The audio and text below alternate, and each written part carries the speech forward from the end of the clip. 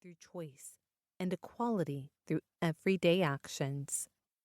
I greatly value my relationship with Nellie, and I am inspired by her journey. She has been instrumental in helping me become the leader I aspire to be, through her fearless feedback and clear counsel. For decades, Nellie has traveled the world, sharing lessons learned with underrepresented communities and coaching generations of leaders on how best to lead others, particularly around diversity. In this book, she offers practical advice on negotiating cultural collisions, creating your own brand of courage, cultivating a sense of belonging, and knowing your worth. At the heart of all this is Nellie's personal story, the ups and downs with nothing held back.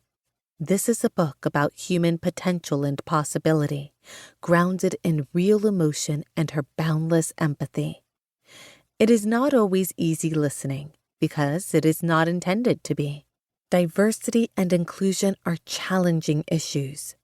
Nellie raises the tough questions about belonging, marginalizing, and self-minimalizing that we must ask about the people we work with and ourselves, especially if we are leaders.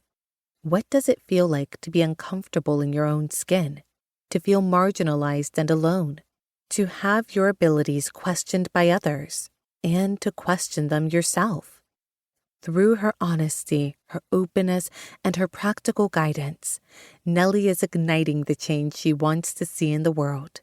Guided by her insightful and hopeful book, we can work together toward a future where everyone is seen, heard, and valued, and everyone celebrates inclusion.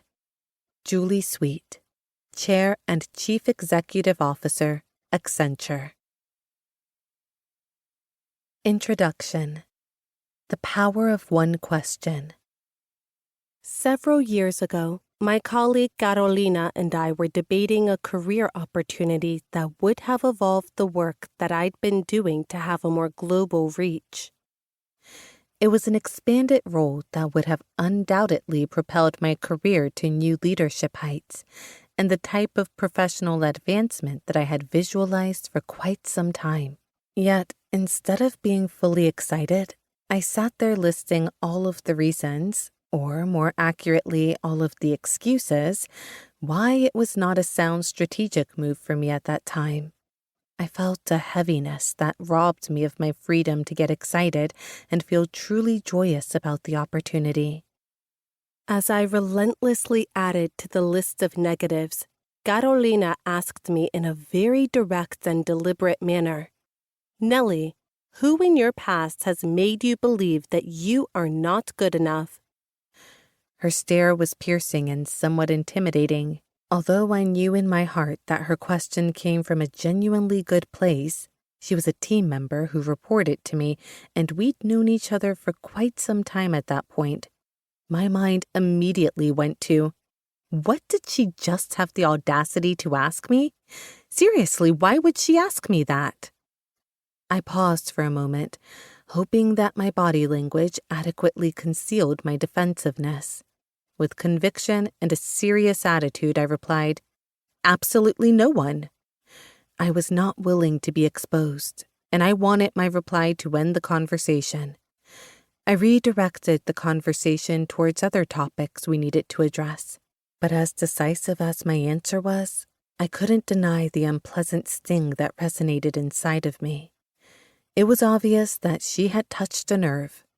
At home that evening, I still could not shake off the discomfort of Carolina's question. I tried to shift my attention to my normal evening routine. I turned on the news for some distracting noise and tore through the kitchen, flinging open the refrigerator and cupboards to quickly cook dinner. But none of it helped. With every dash of seasoning I shook into the pot, I could, in almost perfect synchronization, hear myself repeat each word from that provocative question.